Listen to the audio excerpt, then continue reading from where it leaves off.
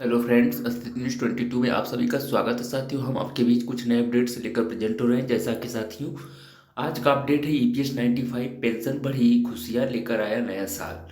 तो साथियों, EPS 95 pension यानी निजी कर्मचारियों के लिए खुशखबरी है।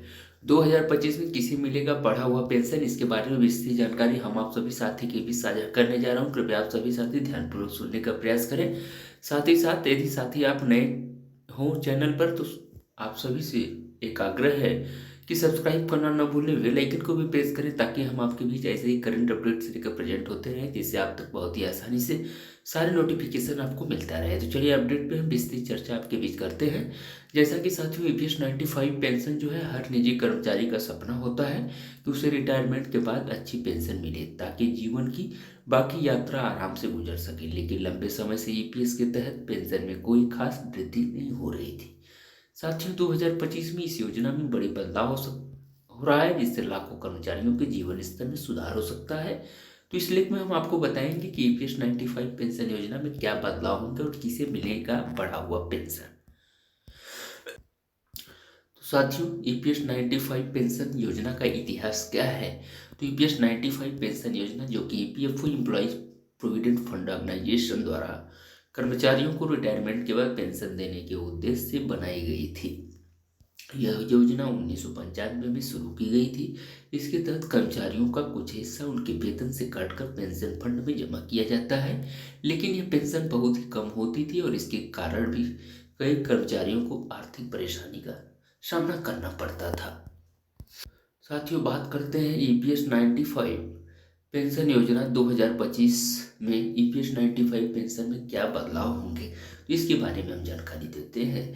जैसा कि साथियों, 2025 में ईपीएस 95 योजना में कुछ महत्वपूर्ण बदलाव किए जा सकते हैं। इन बदलावों के जरिए निजी कर्मचारियों को पेंशन में वृद्धि मिल सकती है, जो उनके जीवन को आरामदायक बनाएगी। तो आइए जानते हैं कौन कौन से बदलाव प्रस्तावित है। जैसे नंबर एक है पेंशन में वृद्धि, पेंशन राशि में वृद्धि। यानी साथियों, बड़े कर्मचारियों को फायदा क्या होने वाला है। तो जिन कर्मचारियों का वेतन कम था, उनकी पेंशन भी बहुत कम थी। अब सरकार पेंशन राशि में बढ़ोतरी करने की योजना बना रही है। दूसरा है नया पेंशन फार्मूला। यानी साथियों, सरकार नए पेंशन फार्मूला को लागू करने की सोच रही है, जिसके तहत कर्मचारियों की पेंशन उनकी सेवा के वर्षों और वेतन के आधार पर निर्धारित की जाएगी। फिर है दूसरा पॉइंट, पेंशन की न्यूनतम सीमा। यानी साथियों, न्यूनतम पेंशन की वृद्धि। कह सकते हैं पेंशन की न्यूनतम सीमा को बढ़ाने पर भी विचार हो रहा है। वर्तमान में जो पेंशन बहुत कम मिलती है, उसकी सीमा को बढ़ाकर कर्मचारियों को अधिक आर्थिक सहायता देने का प्रयास किया जाएगा। तीसरा है पेंशन की बढ़ी हुई आयु। साथियों, वृद्ध कर्मचारियों के लिए बेहतर योजना। वृद्ध कर्मचारियों के लिए पेंशन योजना में सुधार किए जाने की संभावना है ताकि उनकी उम्र के हिसाब से पेंशन का सही भुगतान किया जा सके। साथियों, बात करते हैं चौथा पॉइंट पे कि सरकार द्वारा सब्सिडी की योजना। यानी सरकार पेंशन योजना में सहायता प्रदान करने के लिए कुछ सब्सिडी देने की योजना बना रही है, जिससे कर्मचारियों को पेंशन अधिक मिले। अगले कॉन्सेप्ट पे बात करते हैं कि ईपीएस 95 पेंशन योजना में बदलाव से किसे फायदा होगा। तो जैसे नंबर एक है निजी क्षेत्र के कर्मचारी के लिए। यानी साथियों, मूल वेतन कम होने पर जो कर्मचारी कम वेतन पर काम कर रहे हैं, उन्हें योजना में सुधार के बाद ज़्यादा पेंशन मिलेगी। इससे उनका जीवन स्तर बेहतर होगा। दूसरा है लंबे समय तक कार्यरत कर्मचारी। यानी साथियों, जो कर्मचारी लंबे समय से काम कर रहे हैं, उन्हें रिटायरमेंट के बाद अधिक पेंशन मिलने की पूरी संभावना है।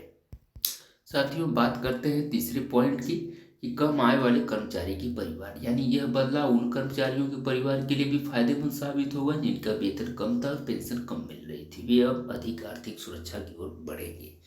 अगले कॉन्सेप्ट पे बात करते हैं कि ईपीएस 95 पेंशन का लाभ कैसे उठाएं। तो नंबर एक पॉइंट है ईपीएस पेंशन के लिए पंजीकरण।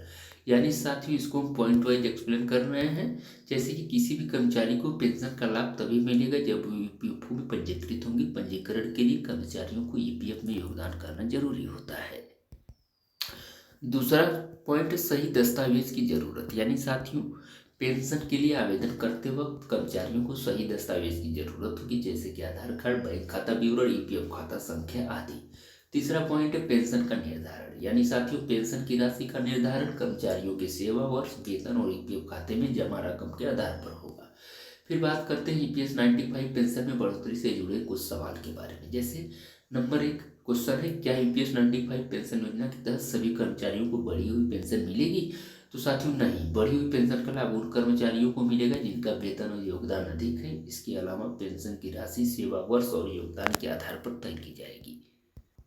फिर बात करते हैं दूसरे क्वेश्चन की, क्या पेंशन वृद्धि का कोई निश्चित समय है? तो नहीं, सॉरी, पेंशन वृद्धि 2025 में प्रस्तावित है और इसे लागू करने का समय सरकार द्वारा निर्धारित किया जाएगा। इसमें कुछ समय लग सकता है। तीसरा क्वेश्चन है, क्या सरकार ईपीएस 95 पेंशन योजना के लिए कुछ सब्सिडी देगी? तो हाँ, सरकार पेंशन योजना के लिए कुछ सब्सिडी देने पर विचार कर रही है ताकि कम वेतन वाले कर्मचारियों को फायदा मिल सके। चौथा क्वेश्चन है, क्या रिटायरमेंट के बाद पेंशन बढ़ जाएगी? तो हाँ, पेंशन योजना में प्रस्तावित बदलाव के अनुसार रिटायरमेंट के बाद कर्मचारियों को अधिक पेंशन मिलने की पूरी संभावना है। निष्कर्ष निकल के आता है साथियों कि 2025 में ईपीएस 95 पेंशन योजना में प्रस्तावित बदलाव से निजी कर्मचारियों को काफी राहत मिल सकती है। पेंशन राशि में वृद्धि, न्यूनतम पेंशन सीमा का सुधार और सरकारी सब्सिडी योजना कर्मचारियों के जीवन को आसान बना सकती है। यह बदलाव उन्हीं कर्मचारियों के लिए फायदेमंद होगा जो ईपीएफ में पंजीकृत हैं और लंबे समय से सेवा दे रहे हैं। यदि आप भी इसके लाभ उठाना चाहते हैं तो सुनिश्चित करें कि आपका ईपीएफ खाता सक्रिय है और आप सभी आवश्यक दस्तावेज सही तरीके से प्रस्तुत करें। अस्वीकरण में कह सकते हैं, यह लेख जानकारी के उद्देश्य से किसी भी आधिकारिक अपडेट या योजना से संबंधित अधिक जानकारी के लिए अपने नजदीकी ईपीएफओ कार्यालय से आप संपर्क करें।